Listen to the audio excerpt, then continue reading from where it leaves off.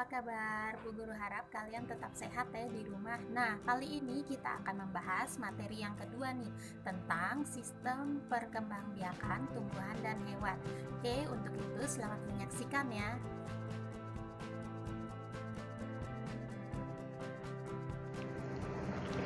Ya, ini adalah tujuan pembelajaran kita pada pertemuan kali ini. Bagian pertama yang akan Bu Guru bahas adalah perkembangbiakan tumbuhan berbiji. Nah, tumbuhan berbiji ini dibagi menjadi dua. Ada yang berbiji tertutup atau angiosperme dan tumbuhan berbiji terbuka atau gimnosperme. Nah, yang pertama akan Bu Guru bahas adalah angiosperme. Angiosperme ini sendiri perkembangbiakannya dibagi menjadi dua, ada yang generatif dengan proses penyerbukan dan vegetatif tanpa proses penyerbukan. Nah, pada yang generatif ini penyerbukannya ada penyerbukan ganda. Yang pertama adalah penyerbukan pertama, inti generatif 1 ditambah dengan ovum akan menghasilkan zigot. Dan penyerbukan yang kedua adalah inti generatif 2 ditambah inti kandung lembaga sekunder akan menghasilkan endosperme.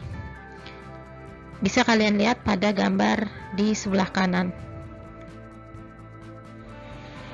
Selanjutnya adalah perkembangbiakan tumbuhan berbiji tertutup dengan cara vegetatif atau tanpa penyerbukan. Nah, vegetatif ini sendiri dibagi menjadi dua, yaitu vegetatif alami tanpa bantuan manusia atau secara alami dan vegetatif buatan. Contoh dari vegetatif alami yang pertama adalah rizoma. Beberapa tumbuhan berkembang biak dengan tunas pada batang yang ada di dalam tanah. Batang yang ada di dalam tanah ini disebut dengan rizoma. Contoh rizoma ini seperti jahe, kunyit, lengkuas, temulawak. Berikutnya stolon. Batang tumbuhan yang menjalar di atas tanah disebut dengan stolon atau nama lainnya geragih. Tunas dapat tumbuh pada buku dari stolon. Contoh dari stolon ini yaitu stroberi dan pegagan. Berikutnya adalah umbi lapis. Dinamakan umbi lapis karena memperlihatkan susunan berlapis-lapis yang terdiri atas daun yang menebal, lunak, dan berdaging serta batang yang berupa bagian kecil pada bagian bawah umbi lapis yang disebut dengan cakram. Yang berikutnya adalah umbi batang. Umbi batang selain berfungsi untuk menyimpan cadangan makanan, juga berfungsi untuk perkembangbiakan. Contohnya adalah umbi jalar dan kentang. Berikutnya adalah kuncup adventif daun. Kuncup merupakan calon tunas yang terdiri atas calon batang beserta calon daun. Kuncup yang terdapat pada tepi daun disebut kuncup adventif daun atau tunas liar pada tepi daun. Selanjutnya, perkembangbiakan pada tumbuhan berbiji tertutup dengan cara vegetatif buatan atau dengan bantuan manusia. Yang pertama adalah cangkok. Cangkok dapat dilakukan dengan mengelupas kulit suatu batang tanaman berkayu, kemudian dibalut dengan tanah dan dibungkus dengan sabut kelapa atau plastik, sehingga tumbuh akar. Jika bagian kulit yang terkelupas telah tumbuh akar, maka batang dapat dipotong dan ditanam di tanah. Tanaman yang dihasilkan dari cangkok memiliki sifat seperti induk dan cepat berbuah. Berikutnya adalah merunduk. Merunduk dapat dilakukan dengan membenamkan tangkai tanaman ke tanah sehingga bagian yang tertanam dalam tanah tumbuh akar. Jika akar telah tumbuh, tanaman dapat dipisahkan dari induk. Yang berikutnya adalah stek. Stek adalah cara perkembangbiakan vegetatif dengan cara memotong atau memisahkan dari induk suatu bagian tanaman dan kemudian ditanam untuk menghasilkan individu baru.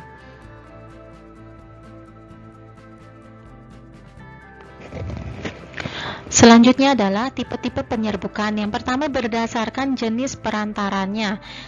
Anemogami. Anemogami adalah penyerbukan yang dibantu oleh angin.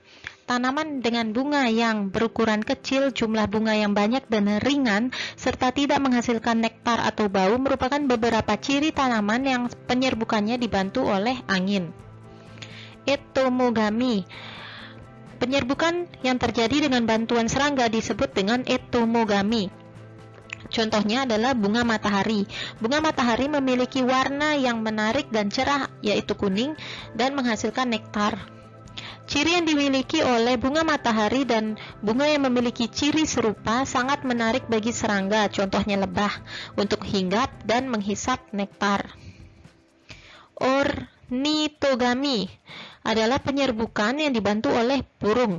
Tanaman yang penyerbukannya dibantu oleh burung umumnya memiliki ukuran bunga yang besar, berwarna merah cerah, tidak berbau, menghasilkan nektar dalam jumlah cukup banyak, dan mahkotanya berbentuk trompet. Yang berikutnya adalah Chiropterogami. Ini adalah penyerbukan yang dibantu oleh kelelawar. Ciri-ciri bunga yang penyerbukannya dibantu oleh kelelawar adalah menghasilkan nektar, memiliki warna yang menarik, menghasilkan bau, dan mekar pada malam hari. Contohnya adalah tanaman kaktus.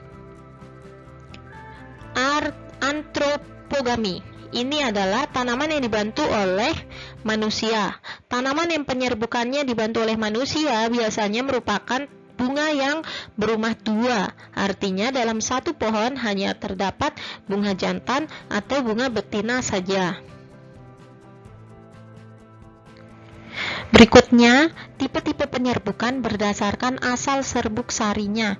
Yang pertama adalah penyerbukan sendiri atau autogami, yaitu jika serbuk sari yang menempel pada putik berasal dari bunga itu sendiri.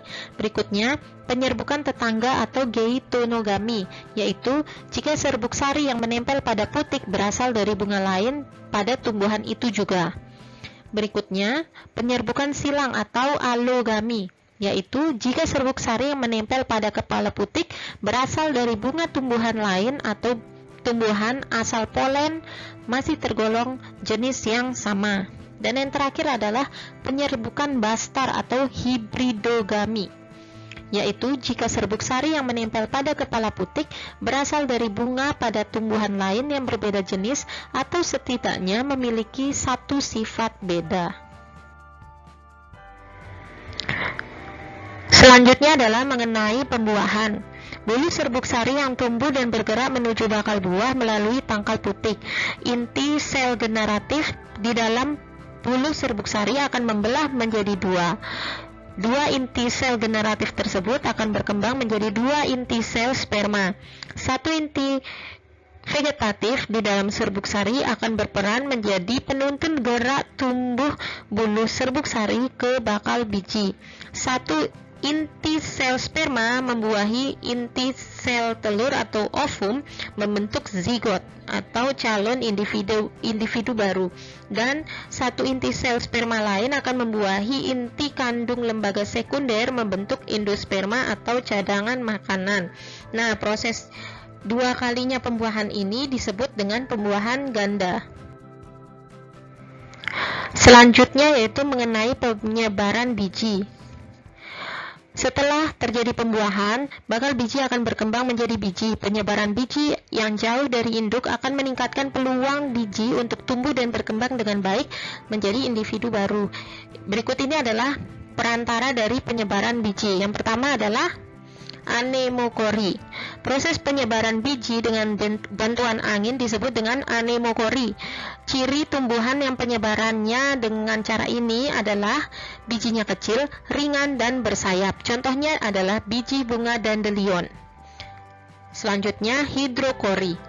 Proses penyebaran biji dengan bantuan air disebut hidrokori. Ciri tumbuhan yang penyebarannya dengan cara ini adalah hidupnya di dekat daerah perairan, misalnya di pantai, ataupun tumbuhan yang hidup di air, contohnya pohon kelapa dan bakau. Selanjutnya adalah zookori. Zookori adalah proses penyebaran biji dengan bantuan hewan. Nah, penyebaran dengan hewan ini dibagi menjadi 4. Yang pertama, entomokori, yaitu penyebaran biji dengan perantara serangga. Yang berikutnya, chiropterokori, penyebaran biji dengan perantara kelelawar. Yang ketiga, ornitokori, penyebaran biji dengan perantara burung. Dan yang terakhir adalah mamokori, penyebaran biji dengan perantara mamalia. Selanjutnya adalah penyebaran dengan antropokori, yaitu dengan bantuan manusia. Proses penyebaran dengan cara ini dapat terjadi dengan sengaja maupun tidak sengaja. Selanjutnya adalah mengenai perkecambahan. Dormansi adalah peristiwa pada saat biji mengalami masa istirahat. Berakhirnya masa dormansi biji adalah ketika biji mulai tumbuh menjadi tumbuhan baru yang disebut dengan tahapan perkecambahan. Lamanya masa dormansi biji setiap jenis tumbuhan berbeda-beda. Masa dormansi biji akan dapat diakhiri dengan memberi perlakuan yang berbeda-beda. Namun, perkecambahan berbagai macam biji dipengaruhi oleh faktor-faktor yang hampir sama. Berikutnya adalah perkembangbiakan pada tumbuhan berbiji terbuka atau gimnospermae. Nah, alat reproduksinya disebut dengan strobilus. Nah, tiap tumbuhan memiliki satu kelamin, bisa kelamin betina atau kelamin jantan, maka disebut dengan berumah dua, dan penyerbukannya itu tunggal. Jadi, untuk penyerbukannya, sel sperma atau polen ditambah dengan ovum akan menghasilkan zigot atau biji. Selanjutnya adalah perkembangbiakan pada tumbuhan paku dan lumut. Nah, kedua tumbuhan ini mengalami metagenesis, jadi ada dua reproduksi, yaitu secara vegetatif dan generatif. Secara vegetatif akan menghasilkan spora dan secara generatif akan menghasilkan gamet. Selanjutnya adalah teknologi perkembangbiakan pada tumbuhan. Nah, ini ada beberapa. Yang pertama adalah hidroponik. Hidroponik merupakan cara penanaman tumbuhan dengan menggunakan larutan nutrisi dan mineral dalam air dan tanpa menggunakan tanah. Tanaman darat, khususnya sayuran seperti paprika, tomat, timun, terong, dan selada dapat ditanam secara langsung dalam wadah yang berisi nutrisi atau dengan ditambah medium yang tak larut air seperti kerikil, arang, sekam, spons, serbuk kayu, dan lain sebagainya. Berikutnya adalah vertikultur, merupakan metode budidaya tanaman dengan cara membuat instalasi secara bertingkat atau vertikal dengan tujuan untuk meningkatkan jumlah tanaman. Dan yang terakhir adalah kultur jaringan. Adalah suatu metode perbanyakan tumbuhan dengan cara mengambil suatu bagian dari tanaman seperti sel atau sekelompok sel, jaringan, atau organ. Ya, setelah kalian menyimak video tadi, Bu Guru harap kalian sudah memahami mengenai sistem perkembangbiakan pada tumbuhan. Nah, kali ini Bu Guru akan memberikan pertanyaan berkaitan dengan video yang tadi. Pertanyaannya yaitu bagaimana cara tumbuhan vanili dapat berkembang biak. Ya, silakan kalian tulis jawaban kalian di kolom komentar pada video ini. Ya, untuk itu Bu Guru akhiri pertemuan kita kali ini. Sampai jumpa lagi.